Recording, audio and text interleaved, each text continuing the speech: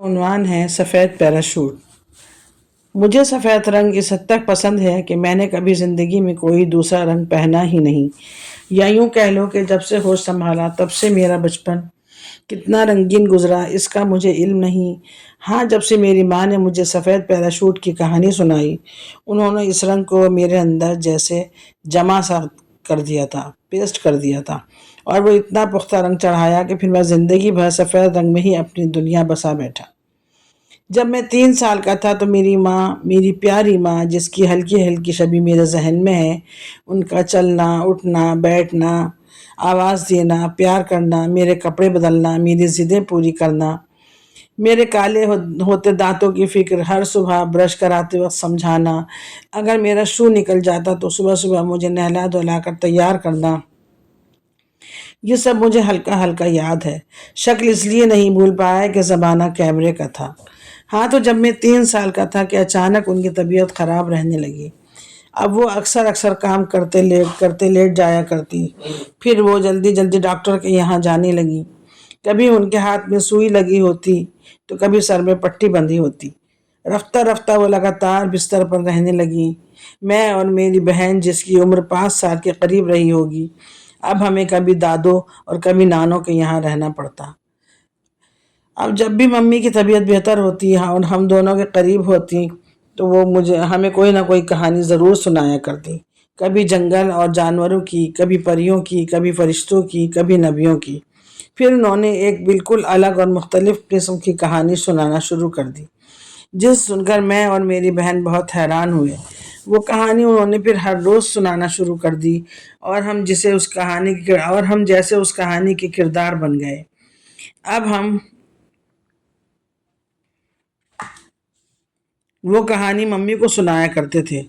ان دنوں ہم تینوں بہت ہی خوش رہا کرتے تھے، حالانکہ ممی کی صحت دن بدن کمزور ہوتی جا رہی تھی۔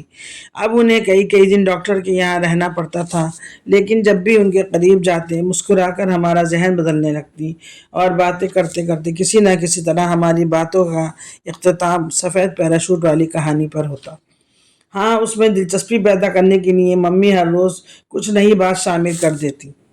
وہ کہانی کچھ یوں سنایا کرتی تھیں کہ بچوں، ایک نئی کہانی سنو۔ جیسے ہماری یہ زمین ہے اور آسمان ہے، بالکل اسی طرح اللہ نے ہمارے لیے اور زمین اور آسمان یعنی دوسری دنیایں بنائی ہیں۔ جس طرح ہم یہاں ایک جگہ ایک دوسرے کے ساتھ جانے کی رہتے ہیں، گاڑی ہے، بائیک یا جہاز پر، جس طرح ہم یہاں ایک جگہ سے دوسری جگہ جانے کے لیے کسی گاڑی، بائیک یا جہاز پر سفر کرتے ہیں، بالکل اسی طرح دوسری دنیا میں جانے کا راستہ بھی بالکل الگ ہے۔ جس طرح پانی میں بغیر تیراکی کا لباس پہنے ہم تیر نہیں سکتے اور الگ قسم کے کپڑے پہنے بغیر ہم تیراکی نہیں کر سکتے کہ ڈوب جانے کا خطرہ ہوتا ہے، بالکل اسی طرح اس دنیا میں جانے کے لیے سفید پیراشوٹ پہننا پڑتا ہے۔ جانے والے کو ایک خاص قسم کے بیڈ پر لیٹنا پڑتا ہے، وہ نہا دھو کر سفید پیراشوٹ پہنتا ہے، اسے خاموش بھی رہنا پڑتا ہے اور آنکھیں بھی بند رکھنا پڑتی ہیں۔ پھر ایک اور خاص جگہ ہوتی ہے، جیسے جہازوں کے اڑنے کی جگہ خاص ہوتی ہے، بالکل ویسی ہی اس کا بھی ایک میدان ہوتا ہے اور اس دنیا میں جانے کا راستہ بھی بالکل الگ ہے۔ سب لوگ مل کر اس میدان میں چھوڑ آتے ہیں، پھر اللہ تعالیٰ سفید پروں والے فرشتے کو گاڑی لے کر بھیجتے ہیں اور لوگ وہاں دوسری دنیا میں جا کر رہنے لگتے ہیں۔ ہم دونوں بہن بھائی ممی کا منہ حیرت سے تکا کرتے۔ پھر میں نے حیرانی سے پوچھا، پھر یہ کہ ہو سکتا ہے کہ میں کچھ دنوں بعد وہاں اس دنیا میں رہنے چلی جاؤں، ہمیں لے کر جائیں گی؟ میری بہن نے معصومیت سے پوچھا۔ نہیں، وہاں چھوٹے بچے نہیں جاتے۔ تو پھر آپ کے بغیر کیسے رہیں گے؟ اس نے پھر سوال کیا۔ یہ بتانا تو میں بھول ہی گئی کہ بالکل آپ جیسے میرے بچے وہاں بھی ہیں، بلکہ ان کے نام بھی یہی ہیں جو ابھی تک میرے بغیر رہ رہے ہیں۔ اب میں ان کے ساتھ رہ لوں گی۔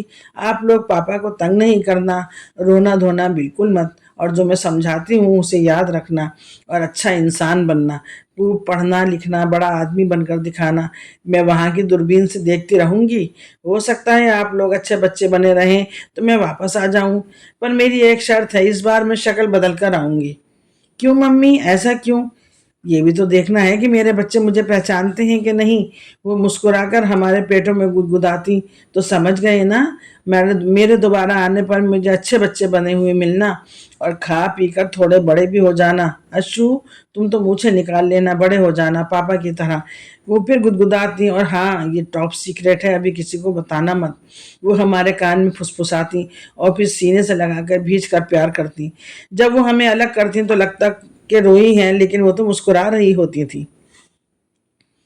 اس کہانی نے مجھے کسی اور ہی دنیا میں پہنچا دیا تھا۔ اب جیسے جیسے دن گزر رہے تھے مجھے اس دن کا انتظار رہنے لگا کہ کب وہ دن آئے گا اور ممی جائیں گی اس دنیا میں جہاں بہت خوبصورت پارک ہوں گے، تتلیاں ہوں گی، اچھی اچھی چیزیں ہوں گی، پیڑ ہوں گے اور ہمارے لیے اچھی اچھی چیزیں بھیجا کریں گی۔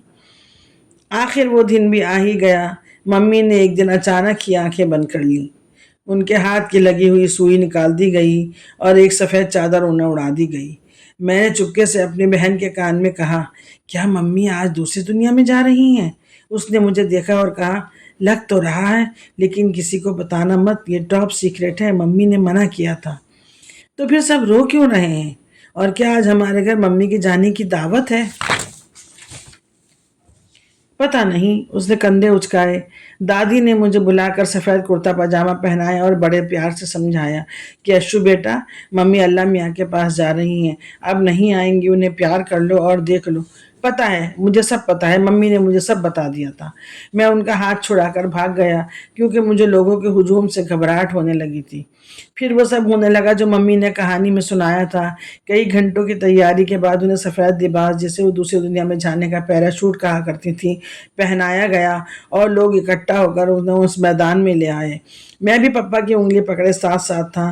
اب مجھے تجسس تھا اس جگہ کو دیکھنے کا جہاں سے فرشتے انہیں لے کر دوسری دنیا میں جاتے۔ یہ تجسس بالکل اسی طرح کا تھا جیسے کوئی بچہ جہاز دیکھنے کی تمنا کرتا ہے کہ وہ کیسے اڑ جایا کرتا ہے۔ وہاں کی بھیڑ میں مجھے کچھ نظر ہی نہیں آ رہا تھا۔ میں ادھر ادھر سے گھسنے کی کوشش کر رہا تھا اور پھر کامیاب بھی ہو گیا۔ سب کی ٹانگوں کے بیچ سے گھس کر میں بالکل ان کے قریب ہو گیا۔ پپا برابر ہچکیوں سے رو رہے تھے اور میں حیرانی سے ان کا منہ تکے جا رہا تھا کہ مما کو تو اتنی اچھی کہانی سنا کر گئی تھی، اور پھر یہ سب۔ کچھ عرصے بعد جیسا کہ ممی نے کہا تھا میں واپس آؤں گی، وہ آ بھی گئیں، لیکن ان کی شکل بھی بدل گئی تھی اور وہ خود بھی۔ پھر بھی میں بہت خوش تھا، لیکن میری بہن جو اب 9 سال کی ہونے کو آئی تھی چپ چپ سی تھی۔ میں سرخ جوڑے میں لپٹے اپنی ممی کے پاس گھسا چلا جا رہا تھا اور چاہتا تھا کہ وہ پہلے کی طرح بھیج کر مجھے سینے سے چمٹا لیں۔ ایسا ہوا بھی، لیکن میری روح کو وہ سکون نہ ملا جس کی اسے تلاش تھی۔ ممی کی شکل بھی بدل گئی تھی، ساتھ میں کافی باتیں بھی، لیکن پھر بھی وہ بہت اچھی تھی۔ گزرتے وقت کے ساتھ مجھ پر میری ماں کی بنائی ہوئی کہانی کھلتی گئی اور اس کے سنانے کا مقصد بھی سمجھ میں آتا گیا۔ وقت گزرتا گیا اور ہم جوان ہو گئے۔ میری بہن کی شادی ہو گئی اور میری بھی، لیکن میری زندگی سے سفید رنگ نہ نکل سکا۔ میری دلہن نیلو بھی سلور کلر کے جوڑے میں سفید پینٹ والے کمرے میں مجھ سے ملی تھی، اور میری شادی کا سوٹ بھی سفید شیروانی کا ہی تھا۔ ممی کی سنائی کہانی کا مقصد پورا ہو چکا تھا اور میں ایک کامیاب خوشباش انسان اور ایک کامیاب زندگی گزار رہا تھا۔ نیلو بہت اچھی ہم سفر ثابت ہوئی۔ اس کے ساتھ سے زندگی نے کئی رنگ دھنک دیکھے جن کی روشنی نے مجھے اندر تک نور سے بھر دیا۔ نیلو کے ساتھ زندگی کا سفر کہیں حسین تو کہیں خاردار تو کہیں نرم مٹی پر چلتے گزرتا چلا گیا۔